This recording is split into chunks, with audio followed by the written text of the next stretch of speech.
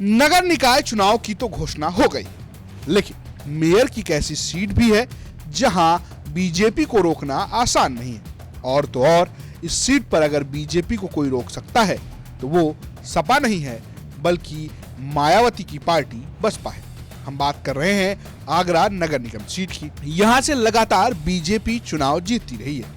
BJP सरकार में मंत्री बेबी रानी मौर्य भी यहां से मेयर रह चुकी हैं। फिलहाल क्या माहौल है इस सीट को लेकर, ये समझा रहे हैं हमारे सहयोगी अरविंद शर्मा। आगरा नगर निगम, नगर पंचायत और नगर पालिका परिषदों के चुनाव लगभग नज़दीक आ गए हैं। चुनाव की डेट की घोषणा होनी बाकी है, लेकिन राजनीतिक सरगर्मियां तेज हो चुकी हैं और राजनीतिक गतिविधियों के बढ़ने से और बदलने से तमाम सारी चीज़ें एकदम से उठ के खड़ी हो गई हैं। लेकिन कुछ चीज़ें ऐसी हैं जो आगरा नगर निगम में हमेशा फिक्स रही हैं और उनमें कभी कोई बदलाव नहीं आया है। जैसे आगरा नगर निगम में जब से चुनाव शुरू हुए हैं, महापौर की सीट हमेशा बीजेपी के खाते में गई है। हालांकि बहुत लंबा अंतराल कभी नहीं रहा है और अधिकांश ये सीट अनुसूचित जाति में रिजर्व रही है महिला और पुरुषों के लिए। अब की बार भी यह आरक्षित है महिला के लिए। और ये तीसरा मौका है जब आगरा नगर निगम की सीट अनुसूचित जाति महिला के लिए रिजर्व रखी गई है। तो इससे पहले अंजुला महापौर बनी थी, जो इस समय हाथरस से विधायक हैं भाजपा में, और उससे पहले बेबी रानी मौर्य महापौर बनी थी, जो कभी उत्तराखंड की गवर्नर रहीं और वर्तमान में सूबे की सरकार में काबीना मंत्री भी हैं।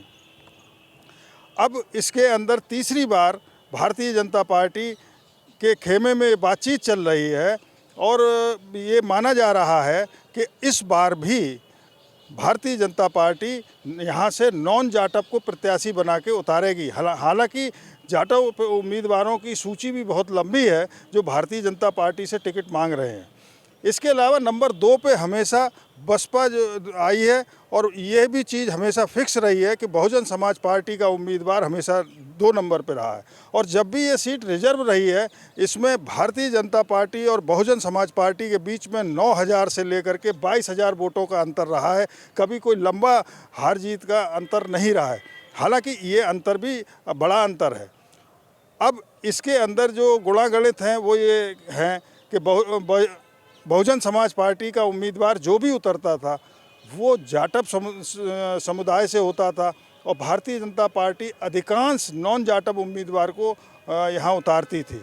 इसका एक मसला ये फंसता था कि जाटव जो समाज है उसको बहुजन समाज पार्टी का वोट बैंक माना जाता है और उससे अलग हटके जो बीएसपी का वोट है या भाजपा की खिलाफत का वोट है वो मिल जाता था। लेकिन कभी भी भारतीय जनता पार्टी को मिलने वाले वोट के वो क्रॉस नहीं कर पाया है। अब की बार ऐसा हो सकता है कि बहुजन समाज पार्टी नॉन जाटव को प्रत्याशी बनाकर उतारे। इस तरीके की बातचीत बीएसपी के खेमे में चल रही है। समाजवादी पार्टी हमेशा उपस्थिति दर्ज कराती रही है और ठीक उसी तरह से कांग्रेस भी अपनी उपस्थिति दर्ज कराती रही है। कभी 50,000, कभी 40,000, 35,000, इस तरीके से दोनों पार्टियों को वोट मिलते रहे हैं। पिछले चुनाव में ये जनरल सीट थी और नवीन जैन यहाँ से चुनाव लड़े थे और बहुजन समाज पार्टी और नवीन जैन के बीच में 75,000 वोटों का अंतर था और बहुजन समाज पार्टी से दिगंबर सिंह ढाकरे चुनाव लड़े थे। लेकिन इन वोटों के अंतर में एक खास चीज़ ये भी थी कि चौधरी बशीर चुनाव लड़े थे निर्दलीय और वो 35,000 वोट लेकर गए थे। इस वजह से ये 75,000 का अंतर हो गया।